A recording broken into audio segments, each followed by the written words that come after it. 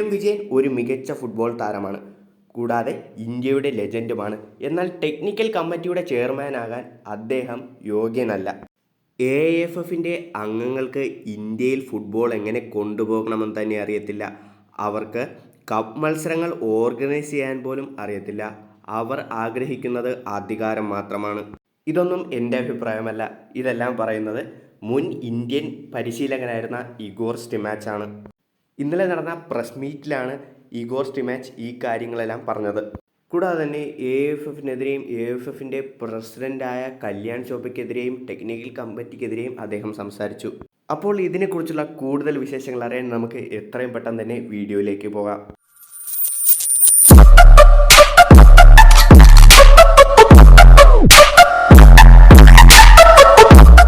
Hello guys, അപ്പോൾ എല്ലാ കൂട്ടുകാർക്കും JJ സ്പോർട്സ് മലയാളത്തിൻ്റെ പുതിയൊരു വീഡിയോയിലേക്ക് സ്വാഗതം.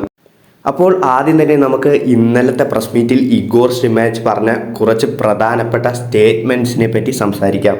ഇഗോർ സ്റ്റിമാച്ച് അദ്ദേഹത്തിൻ്റെ പ്രസ് മീറ്റിൽ പറഞ്ഞ പ്രധാനപ്പെട്ട കാര്യങ്ങളെന്ന് പറയുമ്പോൾ അദ്ദേഹം യൂഷ്വലായി തന്നെ ISL മത്സരങ്ങൾ കാണാൻ പോവുകയും എന്നാൽ അതിൻ്റെ ഫണ്ട് പോലും നമ്മുടെ ഫെഡറേഷന് നൽകാൻ കഴിയുന്നുണ്ടായിരുന്നില്ല.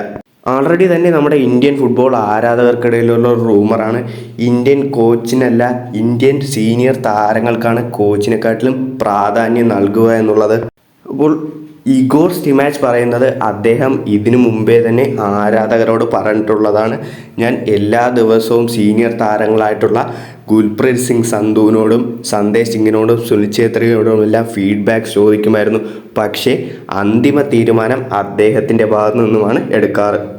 അടുത്തതായി ഇഗോർ സ്റ്റിമാച്ച് പറയുന്ന കാര്യമാണ് AIFന് 5 വർഷത്തിലുള്ള ഏക അച്ചീവ്മെൻ്റ് എന്ന് പറഞ്ഞാൽ ഇഗോർ സ്റ്റിമാച്ചിനെ വാടച്ച് ഇരുത്താൻ സാധിച്ചതാണ്. അടുത്തതായി ഇഗോർ സ്റ്റിമാച്ച് പറയുന്ന കാര്യമെന്ന് പറഞ്ഞാൽ ഇപ്പോൾ AIF പേനിക്കാവുന്നത് തനിക്ക് നൽകാനുള്ള ഭീമമായ തുകയെക്കുറിച്ച് ഓർത്തുകൊണ്ടാണ്. അതിനവർ ആശ്രയിക്കുന്നത് അവരുടെ മീഡിയ പാർട്ട്നേഴ്സിനെ തന്നെയാണ് എന്നാണ് താൻ വിശ്വസിക്കുന്നതെന്നും താൻ അതിനെപ്പറ്റിയൊന്നും ചിന്തിക്കുന്നില്ല. അടുത്തതായി അദ്ദേഹം പറയുന്നത് കല്യാൺ ചോപ്രയ്ക്കെതിരെയുള്ള ധാരാളം അലിഗേഷൻസ് ആണ്. താനല്ല കല്യാണാണ് കള്ളം പറയുന്നതെന്നും അദ്ദേഹം കൂടുതൽ മീഡിയയ്ക്കാണ് ഇമ്പോർട്ടൻസ് കൊടുക്കുന്നതെന്നും കൂടാതെ തന്നെ അദ്ദേഹത്തെ ആർക്കും തന്നെ കൊൽക്കത്തയിൽ അറിയത്തില്ല എന്നും കൂടാതെ തന്നെ ഇപ്പോൾ ഇന്ത്യൻ ഫുട്ബോളിന് ആവശ്യം അവരെ മുമ്പിൽ നിന്ന് നയിക്കാൻ സ്ട്രോങ് ആയിട്ടുള്ള ഒരു ലീഡറിനെയുമാണ്. കൂടാതെ തന്നെ ഇമ്പോർട്ടൻ്റ് പൊസിഷനിലുള്ള വ്യക്തികളുമായുള്ള ഫോട്ടോ സോഷ്യൽ മീഡിയയിൽ പങ്കുവയ്ക്കുന്നത് സോഷ്യൽ മീഡിയ അറ്റൻഷന് വേണ്ടി മാത്രമാണെന്നും കൂടാതെ തന്നെ അദ്ദേഹത്തെ പ്രൊമോട്ട് ചെയ്യാനും വേണ്ടിയാണെന്നാണ് ഇഗോർ സ്റ്റിമാച്ച് പറയുന്നത്. വളരെ സീരിയസ് അലിഗേഷൻസ് തന്നെയാണ് ഇഗോർ സ്റ്റിമാച്ച് AIFനെതിരെയും ഉന്നത പൊസിഷനിലിരിക്കുന്ന ഓഫീസേഴ്സിനെതിരെയും നടത്തിയിട്ടുള്ളത്. അതുകൊണ്ട് തന്നെ 48 മണിക്കൂറിനകത്ത് AIFന്റെ ഭാഗത്തു നിന്നും അവരുടെ സ്റ്റേറ്റ്മെൻറ്റ് തരുന്നതാണ്. ഒരു നാണയത്തിന് എപ്പോഴും 2 വശങ്ങളുണ്ട്. അതുകൊണ്ട് തന്നെ AIFന്റെ സ്റ്റേറ്റ്മെൻറ്റ് വന്നതിന് ശേഷം നമുക്ക് ഇതിനെപ്പറ്റി കൂടുതൽ സംസാരിക്കാം.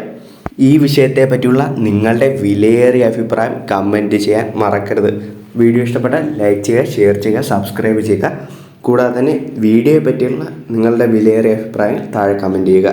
അപ്പോൾ ഫുട്ബോൾ ലോകത്തെ കൂടുതൽ വിശേഷങ്ങളുമായി നമുക്ക് അടുത്ത വീഡിയോയിൽ കാണാം. ബൈ.